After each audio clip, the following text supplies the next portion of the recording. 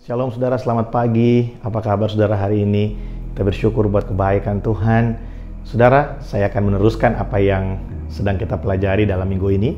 Kita sedang membahas tentang berdoa, berserah, dan melangkah bersama dengan Tuhan. Mari kita berdoa. Tuhan, kami bersyukur buat hari ini. Terima kasih buat kasih setiamu, menuntun kami, menolong kami sampai hari ini Tuhan. Pagi hari ini kami anak-anakmu datang. Kami rindu berjumpa dengan Engkau lewat kebenaran firman-Mu. Mari Tuhan berbicara buat setiap kami. Kuatkan kami hari ini Tuhan. Pulihkan keadaan kami. Mungkin di antara kami ada yang kecewa, ada yang mulai kehilangan pengharapan. Biar pagi hari ini kami belajar sesuatu dan iman kami dikuatkan. Terima kasih. Dalam nama Yesus berbicaralah ya Tuhan. Amin. Baik, saudara, kemarin kita belajar bahwa doa itu bukan berbicara tentang durasi. Durasi itu adalah hasil dari pengenalan dan keintiman kita dengan Tuhan. Nah, saudara, di kalimat berikutnya dalam Matius pasal yang ke-6, saudara melihat setelah Yesus berkata, Bapa kami yang di sorga, dikuduskanlah namamu. Datanglah kerajaanmu, dan jadilah kehendakmu di bumi seperti di sorga. Wow, saudara, ini perkataan yang powerful. Saudara bayangkan ketika kita telah menjadi anak dan kita bisa berdoa kepada Bapa. Bapa, datanglah kerajaanmu dan jadilah kehendakmu di bumi seperti di sorga. Saudara, kalimat ini adalah kalimat yang sangat powerful. Tapi kadang kita salah memaknai kalimat ini, atau bahkan kita hanya melihat kalimat ini sebagai kalimat yang indah, ya, enak didengar, ya, wah keren kalimatnya ya, datanglah kerajaanmu dan jadilah kehendakmu di bumi seperti di sorga. Tahukah saudara bahwa kalimat ini sebenarnya berbicara tentang penyerahan hak kita, penyerahan kehendak kita. Seperti yang hari Minggu kita pelajari dalam Matius pasal yang ke-26 ayat yang ke-36 sampai dengan ayat yang ke-46. Ketika Yesus berdoa di Taman Getsemani, dia berkata, kalau boleh ya Bapa, cawarin lalu daripadaku, tapi biar kehendakmu yang jadi, bukan kehendakku. Nah, kadang dalam praktek kehidupan kita, seringkali kita berdoa, datanglah kerajaanmu dan jadilah kehendakmu, tapi kita ngotot sama keinginan kita. Kita ngotot sama kemauan kita. Kita ngotot, kita pikir rencana kita itu pasti selaras dengan kehendak Bapa. Pasti selaras dengan kehendak Tuhan. Nah, saudara, saya ingin kasih tahu buat kita hari ini. Kemarin hari Minggu mungkin saudara ada beberapa yang bertanya-tanya, kenapa saya sering bilang di gereja nggak ada orang yang lebih powerful dari yang lain. Setiap kita sama, saudara. Ya, kalau kita melihat ada orang yang doanya lebih dijawab Tuhan, ada orang yang mungkin wah kalau dia yang doa kayaknya kok Tuhan itu jawabnya cepat sekali ya. Kayaknya ada respon dari Tuhan, kayaknya cepat terjadi sesuatu, atau dijawab Tuhan ya, kita pikir seperti itu dan kita mungkin beranggapan wah sakti ini orang ya, hebat dia. Sebenarnya saudara, yang terjadi adalah seperti yang saya sampaikan buat saudara. Orang yang berdoa seperti itu, orang yang berdoa dan kemudian kita melihat something happen, sesuatu terjadi. Saudara, yang menjadi isi doanya, motivasinya berdoa, itu selaras dengan isi hati Tuhan, selaras dengan kehendak Tuhan. Dia menyerahkan keputusan akhirnya kepada Tuhan. Ya, dia berdoa untuk apa yang Tuhan pandang baik, bukan apa yang baik menurut dirinya sendiri. Ketika kita berdoa setiap hari, setiap pagi mungkin, setiap malam kita berdoa, saudara jangan jadikan doa itu sebagai momen-momen kita hanya datang bawa proposal kepada Tuhan. Tapi mari kita berdoa supaya kehendaknya dinyatakan dalam kehidupan kita. Jangan salah paham, saya tidak berkata kita nggak boleh punya permohonan. Kita boleh punya permohonan, tapi ingat saudara, di atas semuanya itu, kita harus mengutamakan, kita harus mengerti bahwa yang terjadi harus kehendak Allah, bukan kehendak kita. Karena kita nggak mungkin bisa melihat sesuatu yang baik hanya dari kacamata kita. Ya, Musa menulis dalam kitab Mazmur, masa hidup manusia 70 atau 80 tahun, saudara. Ya, sangat terbatas. Nah, kita hanya bisa melihat sejauh minggu depan. Kita hanya bisa melihat paling jauh sampai tahun depan. Itu baik menurut kita. Kita bisa bikin plan sampai tahun depan.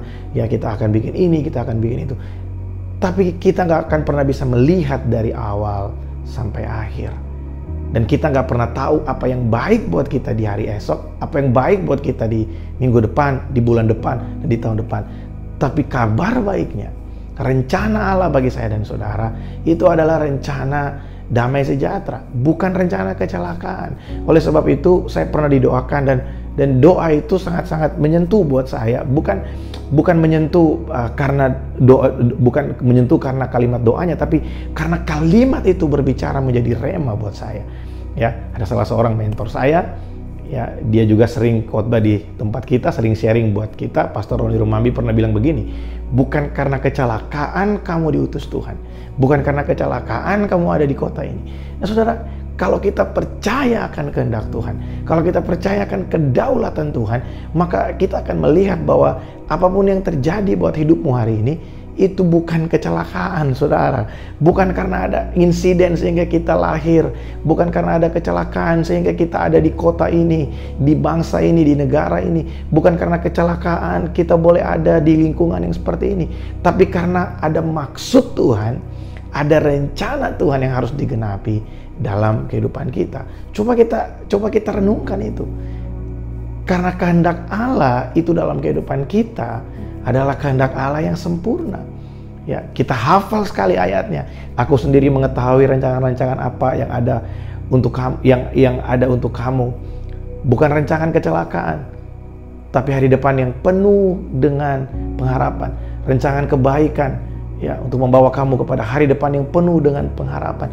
Kalau kita mengerti betul hal ini, memang di situ Tuhan sedang berbicara melalui nabi untuk berbicara tentang keselamatan. Tuhan menyediakan buat kita hari depan yang penuh dengan pengharapan. Siapa pengharapan kita?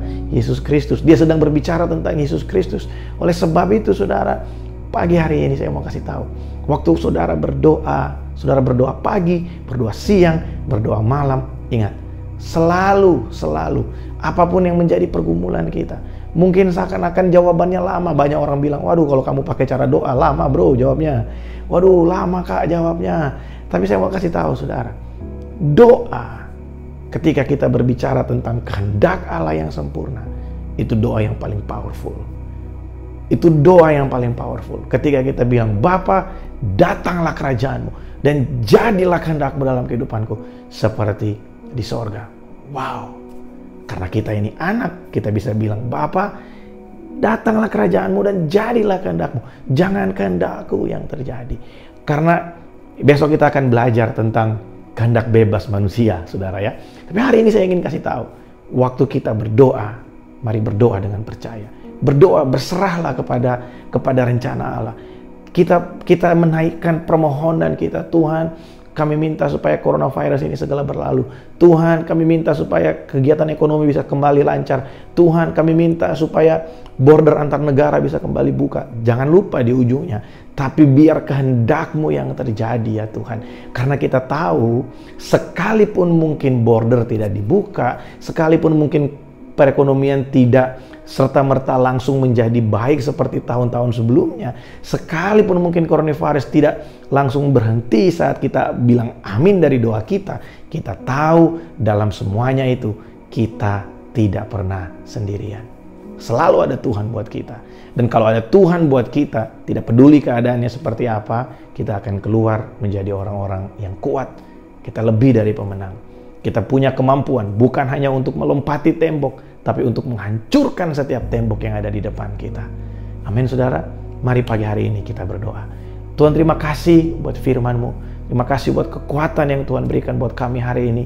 Hamba berdoa, berkati umat-Mu. Apapun yang sedang menjadi pergumulan umat-Mu, apapun yang sedang menjadi doa dari umat-Mu, mari Tuhan, biar setiap kami mengerti bahwa kehendak-Mu adalah kehendak Allah yang sempurna, rencana Allah yang sempurna buat setiap kami. Sehingga kami tidak pusing dengan segala sesuatu yang ada di dalam list permohonan kami. Karena kami tahu Tuhan, jawaban doa kami selalu yang terbaik dari Engkau. Terima kasih Tuhan, terima kasih. Mungkin hari-hari ini ada di antara kami yang mengalami penundaan. Mungkin di antara kami hari-hari ini ada yang sudah berdoa begitu lama dan belum dijawab. Biar hari ini kami mengerti Tuhan. Mungkin kami terlalu memaksakan kehendak kami. Kami tidak melihat kebaikan-Mu yang lain yang sudah kami nikmati, bahkan sedang kami nikmati hari ini. Ajar kami hari ini Tuhan, untuk kami bisa punya pengertian yang lebih akan Engkau. Terima kasih Bapa. Berkat-Mu buat umat-Mu sepanjang hari ini. Dalam nama Yesus kami berdoa. Amin.